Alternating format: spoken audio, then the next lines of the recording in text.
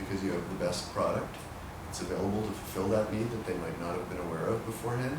And you are the product in this case, or at least the journalism, the reporting, the communications that you'd like to do.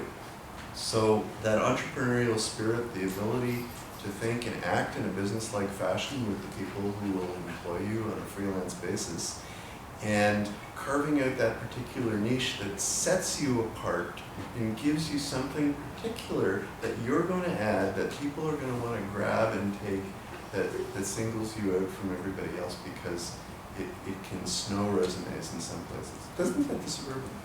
Okay, one thing I would say that is a concrete piece of advice: make yourself a half-decent website and showcase your best clips. Make it easy to find. Make it easy for like me to find you.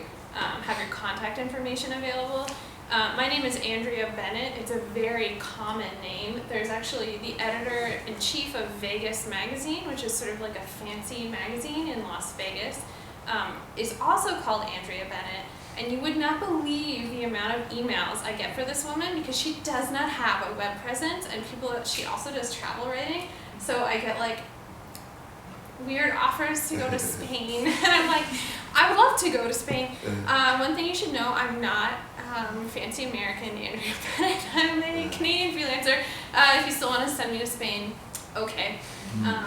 But anyway, so because I'm findable and I have a bit of a design background, so I was able to just like make a website. If you don't, Squarespace is really helpful, better than WordPress. You put a little bit of money into it and just make yourself look professional online. I'm probably preaching to the choir because you are all mostly millennials, and this is like a bit of a generational difference. You probably all have like Twitter accounts, all that kind of stuff. I do not have a Facebook account. I don't care about Facebook, but I do have a Twitter account and a web presence. Make yourself findable. That's like a very basic thing you can do, and showcase your very best clips. Do whatever you can do to make it so that your name pops up first in the search results, like Google search results. I don't know, yeah. All right. Does anyone in the audience have any questions? Tracy. Yes. Can each of you talk about your favorite story in the last year and how you went about doing it? Let's see. Favorite story in the last year. Yeah, my friend Kim and I, or colleague Kim, she also went through the MFA program. We co-write from time to time, and we wrote a piece for Hazlitt. Oh, that's another outlet that's always looking for freelance stuff that you can pitch to, and they pay like half-decent rates. Based out of Toronto and associated with Penguin Random House. They're all of the large publishers in Canada now, so I can't really remember exactly what they're called. Anyway, Hazlitt. So we wrote a piece about gendered non-conforming parents, like essentially parents on the trans-masculine spectrum, and sort of like the particular issues they confront on a day-to-day basis. And I really enjoyed the interview process for that. It was really rewarding. Maybe I'll talk about a different story that's more interesting, because that one was kind of like, there are stories that are almost more like sociological in nature, where you see like a cultural issue and you want to talk about it for a feature, and that requires like having a lot of conversations with people, but it doesn't require a lot of like on the ground investigative reporting necessarily.